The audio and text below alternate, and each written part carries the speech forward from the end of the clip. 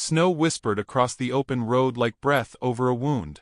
It drifted and settled upon the world, soft and merciless, erasing every track that once spoke of direction. Evelyn May Carter walked through it alone. Her shawl, thin and frayed, clung to her shoulders as though ashamed of its weakness. Her boots were gone, left somewhere along the trail when her strength had betrayed her. Each step burned, then numbed, then ceased to feel at all. The wind pressed its fingers against her face, smudging the last traces of tears. She had been walking since morning, though time had lost its voice. Behind her lay a town that wanted her gone. Women with narrowed eyes, men with quiet smirks. A widow sleeping near an Apache camp? That was all it took. Shame travels faster than mercy. By nightfall they'd said she'd gone savage, that she'd traded her name for warmth. They never asked what really happened, or how hunger can make a woman pray to die clean. So she left before the first snow, whispering only to herself, "I'll find somewhere the wind doesn't know me." The sun had vanished behind a wall of white when she saw the outline of a fallen wagon half buried in drifts. The canvas ripped like torn skin. One wheel spun slightly, squealing when the wind caught it. She sank to her knees beside it, trembling with relief at the thought of shelter, though it was nothing more than splintered wood. Her lips moved without sound, half prayer, half apology. Inside, there was only a broken crate and the ghost of someone else's hunger. When she tried to rise, her legs failed her. She fell forward, cheek against the snow, her breath fogging into a halo that faded with each exhale. Somewhere in that fading, she thought of her late husband's hands. How they once built a porch that never saw a sunrise with her upon it. He died the way men in this country often did. Quickly, without warning, leaving her to face debts and gossip that grew together like weeds. A sound stirred through the storm, a low crunch, steady and heavy. She lifted her head, squinting. A shape moved through the snowfall. Tall, broad, carrying something across his shoulders. For a moment, she thought she saw a spirit, some guardian called by her last prayer. Then the figure came closer, and she saw the truth. A man. Bare-armed despite the cold. His skin the color of river stone warmed by sun. A pelt hung across his back. His hair was long, streaked with snow and silence. He stopped 3 paces away. Neither spoke. The wind filled the space between them, wild and curious. Evelyn's instinct was to crawl backward, but her body had already surrendered. The man's dark eyes studied her, without judgment, without pity, just observation, as though she were part of the landscape. Then he knelt. The pelt came off his shoulders, and he wrapped it around her. She could smell wood smoke, faint leather, and something older, earth after rain. His hands were rough but careful, moving with a kind of reverence she hadn't known since childhood. "You," her voice cracked. "You shouldn't." He didn't answer. He simply lifted her, as though she weighed nothing, and began walking. The snow deepened around his boots. Still he moved with the steadiness of someone used to carrying more than his share. The world turned to blur. Trees passing, sky dimming, her heartbeat echoing against the drum of his chest. When she next opened her eyes, she lay near a fire, warmth licking her face. The cabin walls were rough-hewn pine, the air smelling of smoke and iron. She turned her head. He sat by the door, silent, feeding the flames with measured care. Her throat tightened. "You should have left me there." His voice came low, shaped by a language she didn't know until it softened into English. "Cold would take you." "I've been colder," she whispered. He didn't look up. "Not like this." Outside, the wind howled, throwing snow against the cabin like fists. Evelyn drew the fur closer around her, too weak to fight gratitude. Her eyes traced the details of her rescuer. The broad shoulders marked by old scars, the calm steadiness in the way he breathed, as if storms had long ago lost the power to startle him. She tried to speak again. "You're Apache, aren't you?" He nodded once. "My name's Evelyn," she said. "Evelyn May Carter. From Red Creek." He gave no reply. His silence wasn't cruel. It was simply his nature, like the quiet of trees under snow. "Do you live here alone?" she asked softly. He nodded again. The flames reflected in his eyes like small, patient suns. "I didn't mean to come this way," she murmured. "I just there was nowhere left to stay. He reached beside him and slid a wooden bowl toward her, a stew of roots and wild meat, still steaming. Her fingers shook as she took it. The first bite nearly undid her. Salt, heat, life, all things she had forgotten the taste of. As she ate, she kept her gaze low, ashamed of the hunger that made her tear at the food. When she glanced up, he was watching her, but not unkindly. She set the bowl down, flustered. "Thank you," she whispered. He nodded once more, then turned his attention to the fire. For a while, the only sound was the crackling wood and the wind's muffled song outside. She wanted to fill the silence, to explain herself, to confess her whole life at once just so the air between them wouldn't feel so heavy. But something about him, the stillness, the dignity, made her words wither. He rose at last, tall enough that his shadow reached the ceiling. Taking a knife from his belt, he began carving a strip of wood, the rhythm soft and meditative. Sparks of amber light danced over his chest and shoulders, over the scars that spoke of battles she couldn't name. "You're not afraid of me," she said suddenly, surprising herself. He didn't pause in his carving. "You were the one afraid." She looked down, ashamed again. "They said you're kind, they said." "They say many things," he interrupted, calm as falling ash. "Snow does not ask where words come from before it covers them." She felt her chest tighten, as though his stillness held a mirror to her own restlessness. She wanted to ask why he'd helped her. Instead, she said, "I have nothing to give." "Then rest," he said. And so she did. The storm outside deepened, whispering through the cracks in the wood. Firelight painted her face in gold and shadow. Somewhere beyond the edge of sleep, she thought she heard him humming. A tune both strange and gentle, something old as the wind itself. It wove through her dreams, carrying the scent of cedar and snow. When she woke again, dawn was gray at the window. The man was gone. On the table beside her lay a folded blanket and a cup of water. She sat up, dizzy but stronger, staring at the carved figure resting beside the bowl. A small wooden bird, unfinished but graceful. She picked it up. The wood was smooth, the edges patient. It felt like something left behind on purpose, not forgotten. She traced the curve of its wings with her thumb, a quiet ache stirring in her chest. A noise outside drew her to the window. Through the mist of melting snow, she saw him, splitting logs in the half-light, steam rising from his skin where the snow touched. He paused once, as though sensing her gaze, then continued working. Evelyn wrapped the pelt tighter around herself, unsure whether it belonged to him or her now. She whispered, almost to herself, "You don't even know me." From outside, his voice came through the muffled air, low and sure. "I don't need to yet." The words settled over her like warmth. She sank onto the edge of the bed, clutching the small wooden bird, and for the first time in months, she felt the faint stirring of safety. Not the kind the world grants, but the kind born from being seen without a name. The wind eased, the light shifting from silver to pale gold. Evelyn looked out at the man in the snow and wondered, what kind of heart carries warmth through a world this cold? She didn't know yet that she would stay. But something inside her had already stopped walking. The days that followed were stitched together by silence and smoke.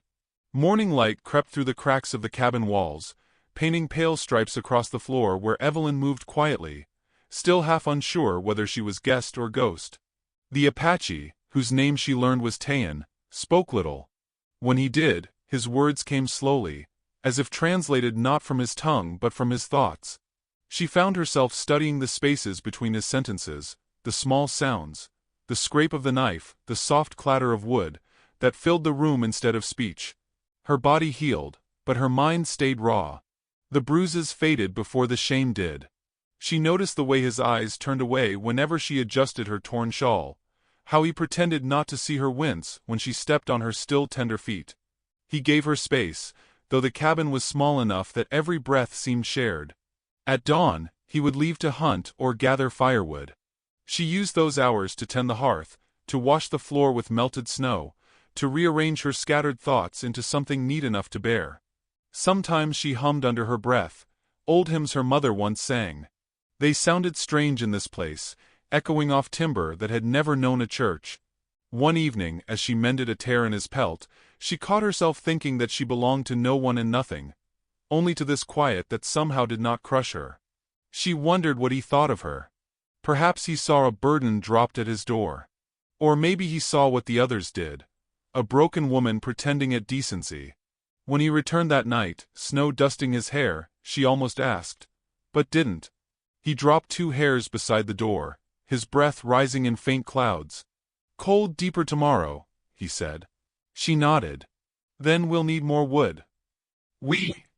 His tone wasn't mocking, only curious. "I can help." He looked at her for a long moment. Then, with the faintest smile, he handed her his gloves. "Not too far from house." They worked together until dusk, hauling small branches from the edge of the trees. The wind bit their cheeks, turning their breath to steam. Once, her foot slipped on the icy slope.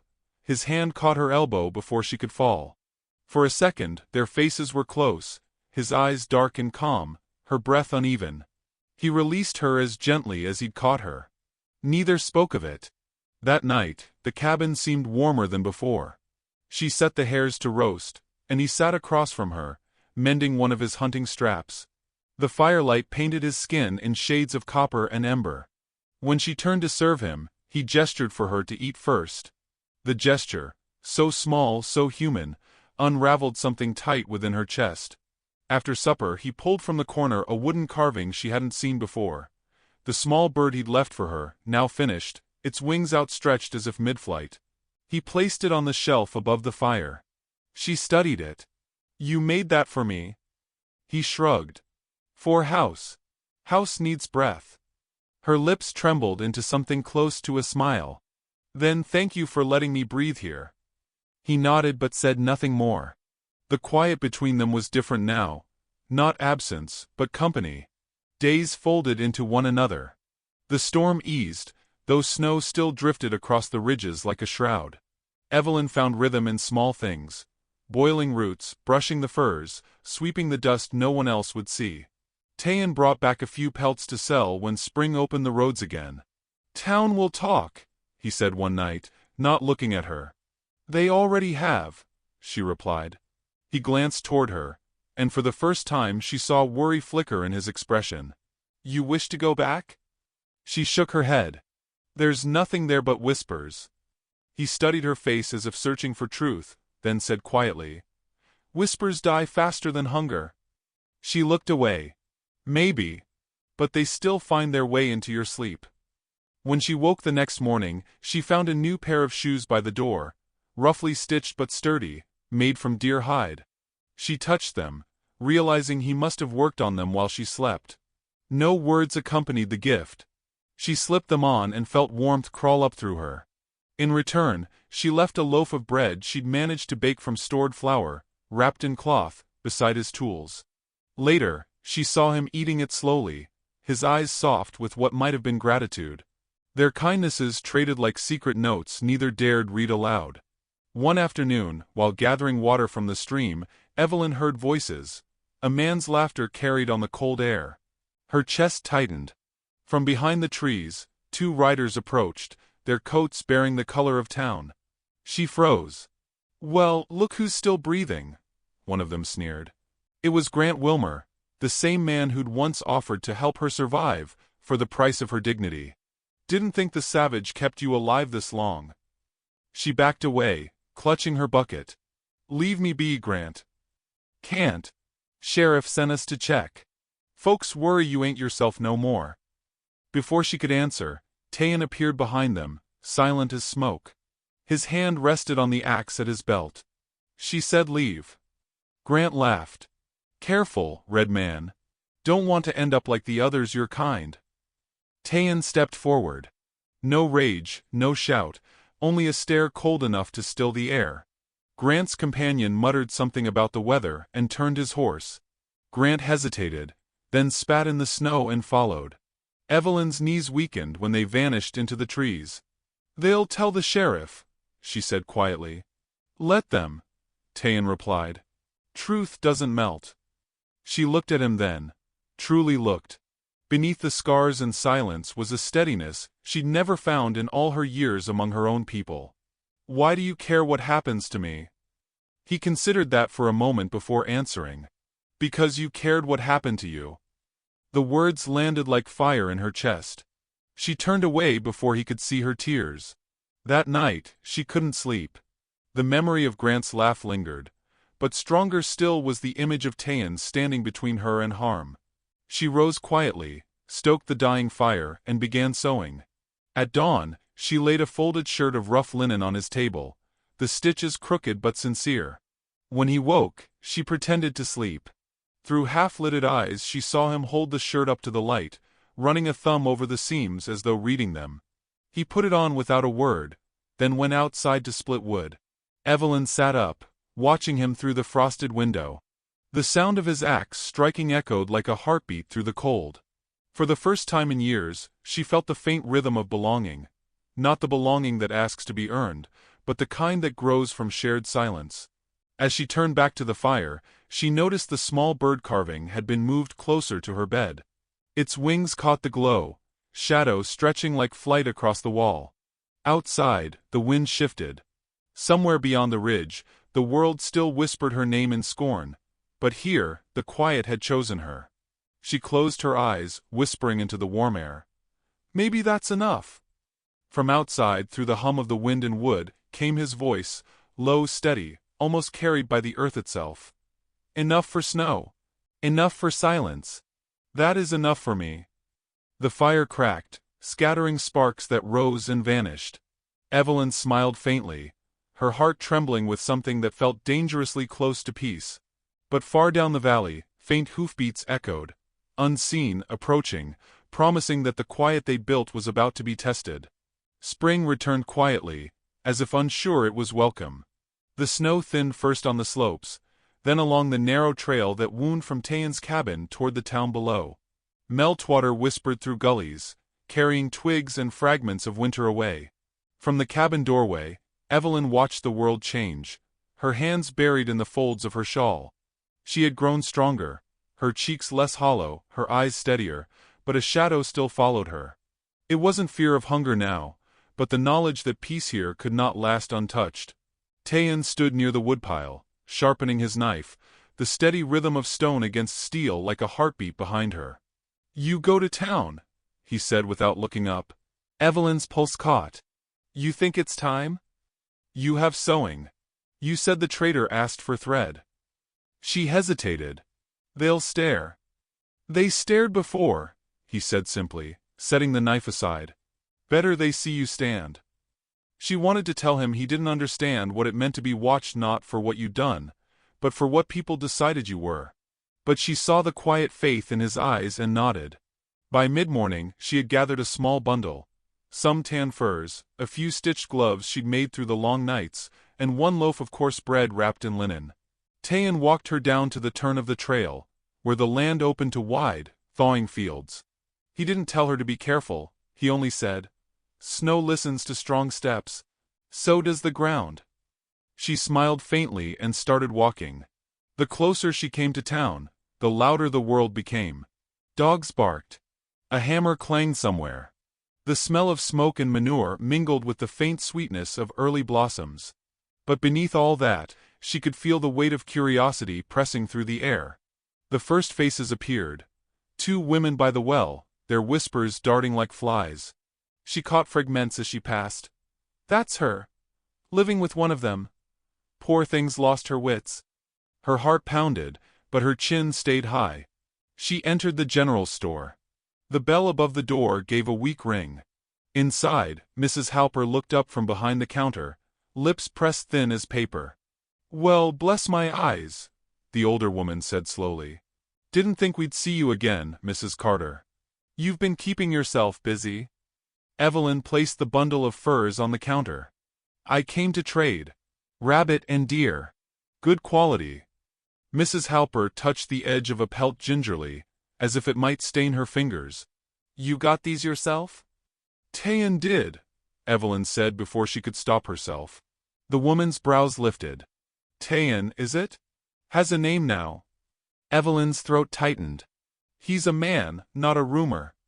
"Oh, I don't doubt he's something," Mrs. Halper said, her tone sweet with poison. "Still, it's a pity. seeing you throw yourself away. You were such a lovely girl. The Lord must shake his head." The words burned, but Evelyn stayed still. "The Lord's got bigger things to worry about than gossip," she said softly. The older woman blinked, momentarily disarmed. "Well," she muttered, reaching for her ledger, "I can take the furs. Half the usual price, though. Folks'll talk if I pay full." Evelyn met her eyes. "Then let them talk louder." Mrs. Halper froze, pen in hand. Something in Evelyn's voice, something quiet but unbending, made the air shift. The woman said nothing more, only scribbled and dropped a few coins into Evelyn's palm. As she turned to leave, a small figure collided with her skirts. Evelyn looked down. A boy, perhaps 6, his face smudged, holding a wooden toy horse. "Sorry, ma'am," he said shyly. Then, after studying her face, he added, "You smell like wood smoke. My mama used to smell like that." She smiled faintly. "That's not a bad thing." He nodded solemnly. "You're kind. I can tell." Then he darted off, leaving her holding a warmth that the town's cold eyes couldn't touch. Outside, the whispers continued. A man muttered something under his breath. Another chuckled. She heard the word "savage's wife" and stopped walking. For the first time, she didn't lower her gaze. She turned her face toward them, meeting their eyes. One by one, the voices faltered. The sheriff appeared then, broad-shouldered and weary-eyed, his badge catching a slant of sunlight. "Evelyn," he said, removing his hat. "Heard you were back. Everything all right up there?" She studied him. Sheriff Dole had been kind once. After her husband's death, he'd brought her firewood without asking payment. But pity had limits. "We're fine," she said. He nodded slowly. "Town's been worried. They say you're not safe with him." Her jaw tightened. "I've been less safe among men who called themselves civilized." He exhaled through his nose. "You're a brave woman, but sometimes bravery looks like foolishness from the wrong side of a table. I can't stop them from talking." "I don't want you to," she said. "Let them wear their tongues out." The sheriff tipped his hat again, half respectful, half sad. "You take care now." She left the town behind her, each step feeling heavier but somehow freer. The hills swallowed the sound of voices. When she reached the trailhead, she saw Tayan waiting at the ridge, as if he'd known she'd need him there. "They spoke?" he asked. "They always do." She tried to smile. "But they didn't break me." He nodded once. "Then the world grows smaller for them, larger for you." As they walked back toward the cabin, she told him about the boy with the wooden horse. Tayan listened quietly, his face unreadable. When she finished, he said, "Children see what truth looks like before it learns to hide." That night, as rain began to fall, she hummed again, the same hymn from winter, but this time her voice was steady, almost full. Tayan listened from across the room, his hands stilling on the carving he worked on.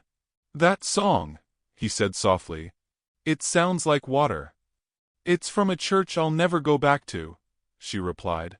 "Still," he said, "it remembers you." She met his eyes then, and something shifted, like a door opening inward. Neither spoke again, but the silence that followed was charged with something alive, something waiting. Days passed, and the cabin filled with the scent of rain and pine. She mended his shirt one evening, while he mended a trapline. Their hands brushed as she handed him the thread. He didn't pull away this time. Instead, he covered her fingers briefly, his callous palm warm against her skin. No words, no declaration, just the quiet exchange of trust. When she rose to hang the shirt by the fire, a single snowflake drifted through the chimney's draft and landed on the hearth. It melted instantly, leaving only a glimmering trace. She stared at it, feeling something in her chest thaw at the same pace. Outside, the moon rose over the wet fields, silvering the edges of the world. From somewhere in the darkness came the cry of a distant wolf. She found herself whispering, not to him, not to anyone, but to the room itself. "Maybe I'm not perfect, but I can be good to you." She didn't know he'd heard. But when she turned, she saw him watching her. The faintest flicker of something tender in his expression, as though the words had been a secret he'd long wanted to hear spoken aloud. Neither of them moved for a long moment. The fire sighed, the rain softened, and their shadows touched before they did. Then, faint and far away, the echo of hooves rippled through the wet ground, measured, approaching, relentless. Evelyn froze, her eyes lifting toward the door. Tayan's hand went still on the table. The peace between them trembled, delicate as that melted snowflake. He met her gaze, calm but certain. "They're coming." The fire cracked once, bright and sharp, and the cabin fell into silence so complete that even the rain dared not speak. The wind came first, hard, sudden, full of warning. It howled down from the ridge, bending the pines until their needles hissed like whispers of something dark approaching. Tayan looked up from the hearth, his eyes narrowing. Evelyn stood by the table, hands trembling around a half-sewn piece of cloth, every sense tightening. Then the hooves came, faint at first, then growing clearer, the rhythm of intrusion against the stillness they had built. Tayan moved to the door without haste, checking the rifle propped in the corner, though his hand lingered on the axe instead. Evelyn followed him, heart pounding. "They wouldn't come this far," she said, half a plea. "They would," he murmured. "Men who fear silence always come to break it." Outside, the storm broke open. Snow whirled in cruel spirals, masking shapes that soon became men on horseback. 3 of them, wrapped in long coats, the brims of their hats low. The sheriff rode among them, face grim beneath the flurrying white. Evelyn recognized the others. Grant Wilmer and his brother, men whose laughter had once followed her down alleys. Tayan stepped into the open, his shoulders bare to the snow, steam rising from his skin where flakes touched. Evelyn moved to his side before she could stop herself. Sheriff Dole raised a hand. "Tayan. Mrs. Carter." His tone was formal, heavy. "We need to talk." "You rode through a storm for talk?" Tayan's voice was calm, almost curious. Grant spat into the snow. "Talk's not what we came for. You're keeping what doesn't belong to you." Evelyn stiffened. "I belong to no one," she said, voice low. Grant sneered. "That's not what the town says. They say you've lost your soul up here. They say he's bewitched you." Dole shot him a look. "Enough, Grant." Then more softly to her. "Evelyn, you know how it looks. The folks are restless. They want peace." She took a step forward, her shawl whipping in the wind. "Peace isn't theirs to take or give. You can't hang a woman for choosing kindness." The sheriff's expression faltered. "You think I don't understand? I do. But they'll come whether I ride with them or not. I thought maybe I could keep it civil." Grant snorted. "Civil?" He turned his horse, drawing his revolver in one smooth motion. "Ain't no civil between us and him." The gun lifted toward Tayan. Evelyn's cry cut through the wind as Tayan moved faster than sight. His hand seized Grant's wrist, twisting until the gun dropped into the snow. In the same motion he shoved him backward, not with anger but with the precision of a man who knew restraint better than violence. Grant fell, cursing, scrambling for his weapon. His brother leapt from the saddle, grabbing Evelyn's arm. "Come on," he hissed.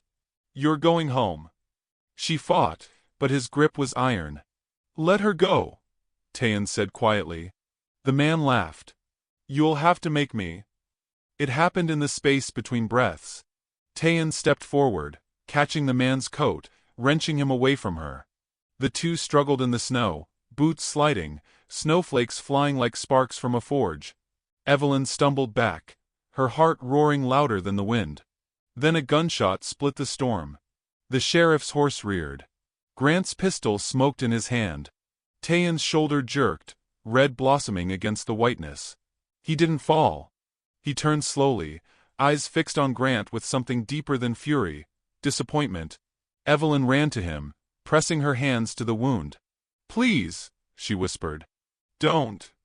He laid a hand over hers, steady. "It's nothing." Grant raised the gun again. "Should have stayed in your own mountains, savage." Before he could fire, the sheriff struck his arm, sending the shot wide. "Enough!" Dole shouted, his voice breaking against the storm. "God help me, Grant, enough." The brothers glared, but Dole's rifle was already aimed. "You're done. Mount up." Grant hesitated, fury coiling in him like a snake, but something in the sheriff's face convinced him. He holstered the weapon, muttering curses as he pulled himself into the saddle. His brother followed. "Go," Dole ordered. "Before I forget I'm a lawman." The riders turned and vanished into the white curtain of the storm. Silence returned, heavy and alive. Evelyn stayed on her knees beside Tayan, pressing her shawl against the bleeding. "They'll come back," she whispered. "They'll tell the town." He exhaled slowly. "Let them." "You could have killed them," she said, voice breaking. "Yes," he replied. "But then I'd become the story they wanted." She met his gaze, and something inside her, years of humiliation, of being spoken for and over, finally cracked open. "Then let me be the one to change it." She rose, trembling but tall, and turned toward the sheriff. "You saw what happened. Tell them the truth. Tell them I stayed because I wanted to." Dole looked at her for a long moment, snow gathering on his hat brim. "They won't listen." "Then tell them anyway." He nodded once. "You've got courage, Evelyn Carter. You'll need it." When he rode away, only the wind remained. Tayan leaned against the cabin wall, breath ragged. She guided him inside, easing him near the fire. The blood on his shoulder darkened the fur blanket beneath him. She tore strips from her dress, binding the wound as best she could. Her hands shook, not from fear now, but from the weight of everything she'd left unsaid. "Why didn't you let me go?" she asked softly. He looked up, eyes half-shadowed. "Because you didn't want to." The truth of it struck her harder than any wind. She bent her head, tears falling onto his arm. "They'll never stop," she said. "They'll never forgive me for finding peace with you." He smiled faintly, the corner of his mouth lifting. "Then let forgiveness freeze outside." Lightning flared through the window, white and brief, followed by thunder that rolled like a mountain shifting in its sleep. She pressed her forehead to his, the world trembling around them. "I'm not perfect," she whispered, voice barely breath. "But I can be a good wife to you." His hand rose, rough and sure, touching her cheek. "You already are." Outside, the storm raged, throwing itself against the walls as if testing their resolve. Inside, the fire burned low and steady, the only light in a world gone blind with snow. When dawn came, it was pale and uncertain. Smoke drifted from the chimney into a sky scrubbed clean by wind. Evelyn stepped outside, her shawl drawn tight, and watched the valley stretch beneath the soft blue morning. No riders, no tracks, only stillness, and the fragile mark of survival. Behind her, Tayan stirred, calling her name with quiet warmth. She turned back, and in that simple motion, something final settled between them. Not an ending, but the beginning of a peace neither had known how to name. And somewhere, carried on the new wind, came the faint sound of church bells from the distant town. Soft, echoing, unsure. She smiled at the sound, not as a memory of faith lost, but as proof that even the world that cast her out still couldn't silence her heart. The fire inside crackled once more, and she whispered to the air, to whoever still listened. "Maybe love isn't what they said it was. Maybe it's just two people who refuse to leave each other in the storm."